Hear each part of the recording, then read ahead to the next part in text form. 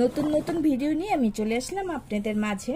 আজকে আমি আপনাদের সাথে দেখাবো হচ্ছে কাঁচামরিচ কিভাবে অনেক দিন আপনারা রেখে দিতে পারবেন। এখন কিন্তু আমি ভালো ভালো কাঁচামরিচগুলো এখান থেকে নিয়ে নিচ্ছি। কাঁচামরিচ কিন্তু খুব একটা প্রয়োজনীয় সবজি। কাঁচামরিচ সব তরকারিতে লাগে, ভাজিতে লাগে, এমনকি ভাত দিয়ে খেতে গেলেও কিন্তু এরকম একটা কাঁচামরিচ প্রয়োজন। তাই আপনারা কিভাবে নষ্ট না করে ভালো রাখবেন সেটাই আজকে আমি আপনাদের সাথে শেয়ার করব। এখন কিন্তু এটা বাজার দিয়ে নিয়ে আসা হয়েছে। বাজার দিয়ে আনার পর আমি এখন কিন্তু বেছে নিচ্ছি। আর বাছার সাথে সাথে কিন্তু পানিগুলো কিন্তু শুকিয়ে যায়।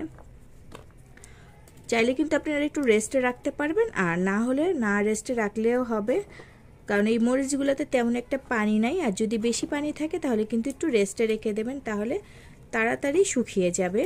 আর আমি সব ভালো মরিচগুলা নিয়ে নিচ্ছি। এগুলো একটু নষ্ট মরিচ, এগুলা তাড়াতাড়ি খেয়ে ফেলতে হবে।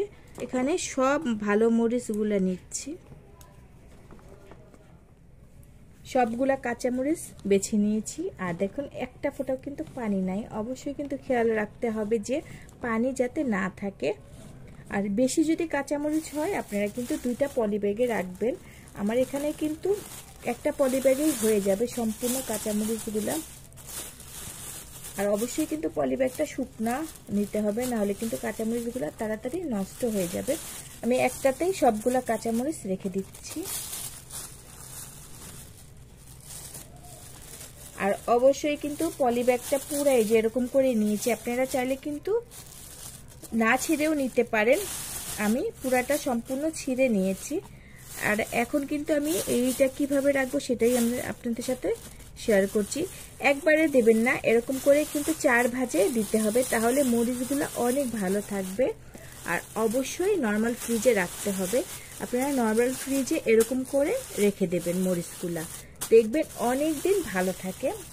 চাইলে 2টা পলি ব্যাগেও রাখতে পারেন, আর একটাতেই আমি আপনাদের সাথে রেখে শেয়ার করলাম। আর দেখুন মরিচগুলো কিন্তু একবারে টাটকা, কোনো প্রকার পানি নাই। আর এরকমই থাকবে অনেক দিন, নষ্ট হয় না সহজে। আজকে এই পর্যন্তই ছিল ভিডিওটা। সবাই সবসময় ভালো থাকবেন, সুস্থ থাকবেন। নতুন নতুন ভিডিও নিয়ে চলে আসবো আমি আপনাদের মাঝে। টাটা, আল্লাহ হাফেজ, বাই বাই।